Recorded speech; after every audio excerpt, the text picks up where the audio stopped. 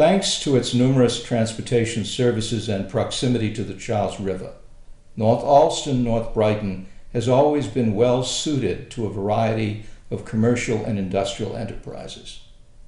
In this picture we see Dan's Market and a young North Allston resident, Garnet Long. Well, we were living in the lap of luxury. So I started working when I was about 8 or 9 years old at that store in Union Square, Dan's Market. I got $1.25 a week, and I was the richest one in the area. I used to run errands and everything else. I could make the best banana split anybody ever had. Banana splits were 15 cents with 3 scoops of ice cream and 10 cents with 2 scoops. He had a soda fountain there. I worked for this old Italian fellow, and I was a little scrawny kid. And every afternoon he used to give me a quart of milk and 6 bananas. He used to call me Canidio. I don't know where I got the name from. Canidio. Yeah, Canidio. And he said, "You get strong, Canidio." So that's what I got. Until the early years of the 20th century, the neighborhood was also dotted with farms and nurseries producing fruit and vegetables for the Boston market. One of the last operating farms in the area was situated on the land where the Harvard Business School now stands. The Pisatoro side actually came first, and they started to farm in this area, right on North Harvard Street, right where the Harvard Business School is today. And the professional name for the farm, and we still don't know how that was arrived at, was Gastoria's farm. And I believe that it might have been the American understanding or translation of his first name, which was Joshua, which was probably Gus, and thus they named it Gastoria. So that we think is the lineage of the name and so forth. And he was known as the Bean King in Boston. He grew a lot of vegetables and some fruits, and had one of 7 farms within the area of Allston, Brighton, Watertown, and in this locale. He actually sold all of his vegetables at the Faneuil Hall or Quincy Market, and he had the number 2 stall. And I believe that in the area they have 1 or 2 photographs of his stall and produce. Much of this local industry was related in one way or another to the cattle and slaughtering trades. The largest establishment was the Brighton Abattoir, which sat on a 60-acre parcel of land at the edge of the Charles River in North Brighton. Here, tens of thousands of head of cattle were slaughtered annually, much to the amazement of local residents and children.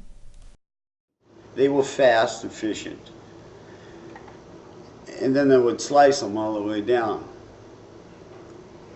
Then they would slice them all the way up, and then they would just cut around.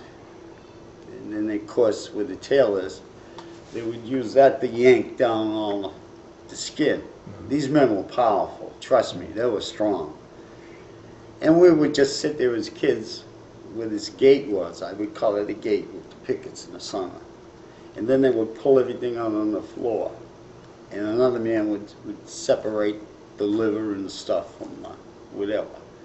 But I'd say they would skin that cow and gut him within 10 minutes.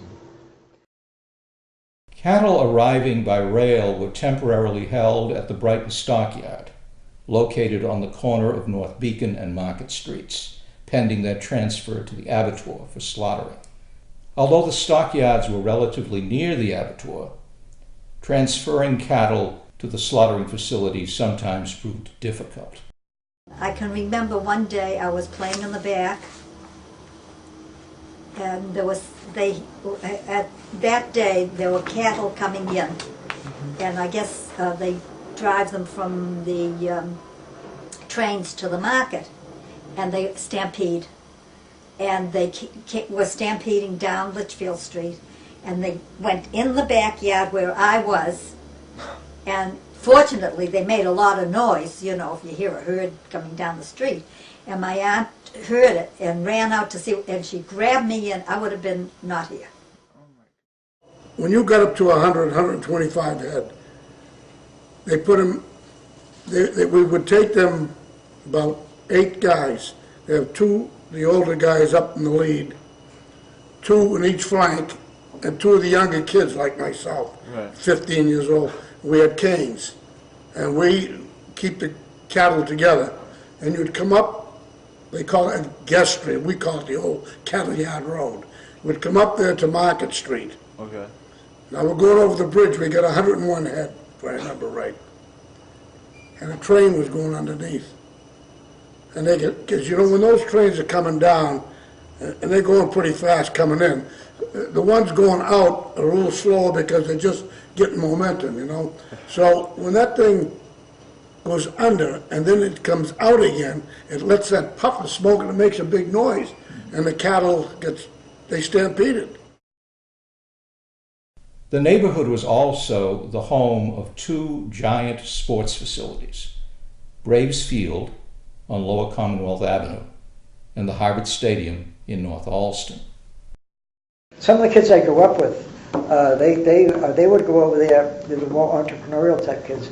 They would collect the scorecards and bring them home and iron them off at the end of the game. And then the next time that team came to town, or they'd go back the next day if it was a 3-game series, something like that, and go outside the park and sell them, sell them for new or whatever they could get away with type of thing. So that, the local entrepreneurs did that.